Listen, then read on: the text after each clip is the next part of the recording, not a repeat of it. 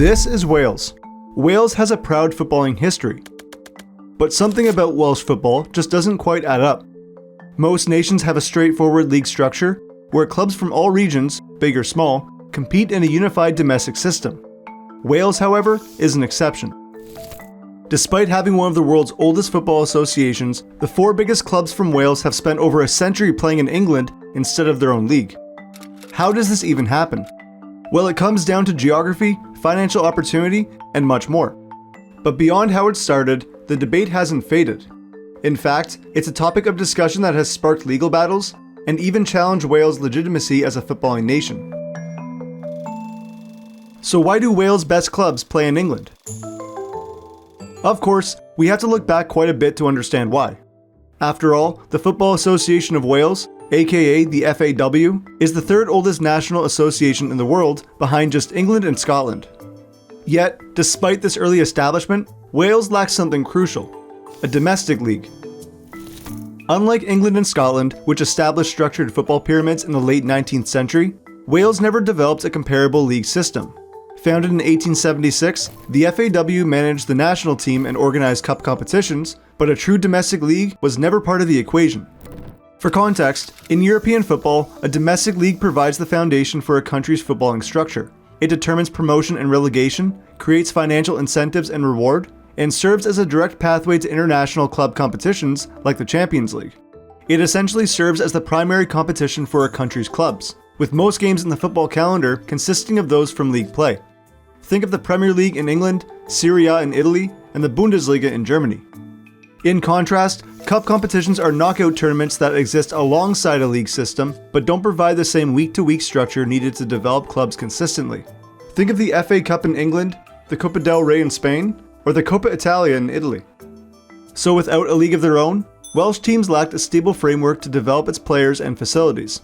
This absence in Wales wasn't an oversight. It was the result of several key factors. First of all, the biggest, most glaringly obvious obstacle was geography. Let's get one thing straight. Most of Wales is mountains, and this terrain created a natural divide between the north and south, which is where most of the country's population lives. This made travel between the 2 regions both difficult and impractical. Unlike England, where railways easily linked major footballing hubs, Wales' transport network evolved differently. Instead of fostering internal connections, it was designed to serve industrial interests, linking Welsh coalfields and ports to English markets, rather than connecting Welsh towns and cities with each other. As a result, the economic and social ties of North and South Wales developed separately. North Wales gravitated towards cities like Liverpool and Manchester, while South Wales had stronger links to Bristol and London. This divide was reflected in the way football developed. Instead of a unified Welsh league, the sport grew in isolated pockets. Teams in the south played in their own short-lived and fragmented competitions, while clubs in the north competed in separate regional tournaments. Without the infrastructure necessary to connect the north and south, a true national league was never realistic. So with no structured competition at home, Welsh clubs had very few options. Searching for stronger opponents and a more stable future, they turned to England, where travel was simpler and the footballing landscape was already well established. In the south, the 3 biggest cities in Wales, Cardiff, Swansea, and Newport, saw their clubs turn to England for stronger competition and greater visibility. Starting in regional leagues, Cardiff City, Swansea City, and Newport County eventually secured spots in England's professional football pyramid by the early 20th century. Meanwhile, in the north, Wrexham followed a similar path but for slightly different reasons. Founded in 1864, it was one of the oldest clubs in the world and the oldest in Wales. And naturally, its location near the English border made it easy for the club to play against teams from northwest England before the sport caught any sort of traction within Wales. Over time, Wrexham became a fixture in the English football scene, securing a place in the professional league system by the 1920s. For all 4 clubs, playing in England wasn't just a step up, it was survival. Without a Welsh league to support their ambitions, they had no reason to compete within the country's borders. Financial incentives also played a major role. Just like how it is today, the English leagues were, by and large, far more lucrative than others from the British Isles, as they offered greater exposure and higher attendances. For example, Cardiff City quickly became one of the top clubs in English football. They reached the FA Cup final in 1925 before winning the trophy in 1927, and they're the only non-English team to ever do so. These successes only reinforced the appeal of playing in England. By the mid-20th century, the idea of Welsh clubs returning to play within their own borders was virtually non-existent. They had become entrenched in the English system. Cardiff, Swansea, Newport, and Wrexham had spent decades establishing themselves in English football, and leaving that system would have meant sacrificing larger crowds, more lucrative sponsorship deals, and the prestige of competing in a much stronger league. Yet surprisingly, despite these clubs benefiting commercially from playing abroad, it never occurred to the FAW to establish a proper national league during this time. There was no governing body pushing to unify the country's footballing structure, likely because the biggest clubs from Wales had already committed to a different system. So with zero demand from the country's most influential organizations and no logistical support to make a national league viable, the status quo remained unchanged for most of the century. It was a tale of two footballing landscapes. England built a structured pyramid with stability, promotion, and financial growth, while Wales remained fragmented, relying on cup competitions and pretty much nothing else. But as the gap between the two systems grew, so did the pressure on the FAW. For years, the lack of a national league was simply an accepted reality. Welsh clubs had built their futures in England, and there was very little push to change that. But outside of Wales, questions were beginning to emerge. The 1980s saw governing bodies scrutinize a system that, by international standards, didn't make much sense. FIFA, the global governing body of football, and UEFA, the organization overseeing the sport in Europe, had long recognized Wales as an independent footballing nation. But without a structured domestic league, its status was no longer guaranteed. Could Wales still justify having its own national team while lacking a national competition? The message from these two organizations was clear. Establish a domestic league or risk losing the autonomy that allowed Wales to compete separately on the international stage. If Wales wanted to be eligible to field their own team in tournaments like the World Cup and the Euros, action was needed. Fast. Faced with mounting pressure, the FAW finally took action. In 1992, they introduced the League of Wales, officially forming the country's first unified domestic competition. On paper, this was a significant moment. Welsh football finally had a homegrown league that could develop the sport within its borders. However, the reality was far less celebratory. Cardiff, Swansea, and Wrexham refused to leave their positions in English football. Their stance was simple. The League of Wales couldn't offer the same financial opportunities and exposure compared to what these clubs already had in England. Switching competitions would have been a massive step backwards, stripping these clubs of the financial stability, player talent, and infrastructure they had built in England. The loss of resources would have made it nearly impossible to sustain a professional operation, and it would have dealt a major blow to not just the teams themselves, but also to the communities and cities they represented. So the FAW allowed them to continue on in their respective leagues. But the battle wasn't over. The FAW faced resistance from another group of clubs, later dubbed the Irate Eight. Unlike Cardiff, Swansea, and Wrexham, these clubs played in non-league football, which meant they competed outside the top tiers of the English system, where financial resources and exposure were already limited. Regardless, however, they refused to be forced into the new Welsh League, since they saw it as an even greater step down with less stability.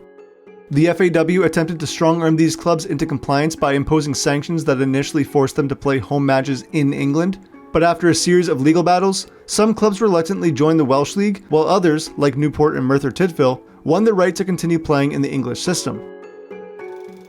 So the creation of the League of Wales may have secured the country's footballing independence, but it still came at a cost as many of its strongest clubs wanted nothing to do with it. Today, the League of Wales, now called the Cymru Premier, stands as the country's top domestic competition. But it lags far behind the financial power and popularity of English football, as well as other leagues across the British Isles. After all, the league has a mix of professional and semi-professional clubs, which indicates that it operates on a vastly different scale when compared to other top leagues in neighbouring nations. To this day, Welsh clubs remain split between two separate systems. The Rogue Four continue to compete in the English Football League, alongside Merthyr Town F.C. who play in non-league football, and the rest? They're all playing domestically in Wales. While England's football pyramid has evolved into a global financial powerhouse, the Cymru Premier struggles with attracting large crowds, generating meaningful revenue, or retaining talented players. The disparity is truly staggering. Television deals, sponsorships, and prize money in England's lower divisions far exceed anything available in Wales. Even clubs in League 2, which is the fourth division of English football, operate on budgets that dwarf those of Cymru Premier teams. Without the financial backing or competitive strength to entice the core four Welsh clubs, this league will continue to lack any significant competitive pull.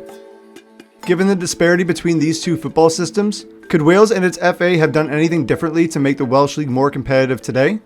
Let me know what you think in the comments section below. Meanwhile, the Welsh clubs that remained in England's system have thrived in ways that would never have been possible domestically. Cardiff and Swansea have both reached the Premier League, which has brought them global exposure and the financial windfall that comes with top-flight football. As for Wrexham, who are now under the ownership of Hollywood actors Ryan Reynolds and Rob McElhenney, the club has turned it into an international sensation. This has been key in attracting investment and attention that will only help put the Welsh club on the global map. And this is in spite of competing quite low in the English league system. Yet while these clubs thrive in England, Welsh domestic football continues to struggle for relevance today. For the FAW, this was never the intended outcome, but at this point, there is very little they can do to reverse it. The league's creation may have safeguarded the country's national team, but it hasn't been enough to alter the trajectory of Welsh club football.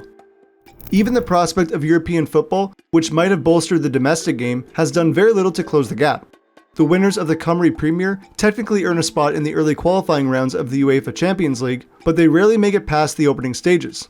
Meanwhile, the debate over giving Welsh EFL clubs a route to Europe through Welsh Cup tournaments has only fueled tensions. The latest attempt to bridge this divide was Project Wales, which sought to grant Cardiff, Swansea, Wrexham, and Newport a Europa Conference League place through a revamped Welsh League Cup. Backed by UEFA and pitched as a financial boost for Welsh football, the proposal promised investment in grassroots development and increased visibility for the domestic game.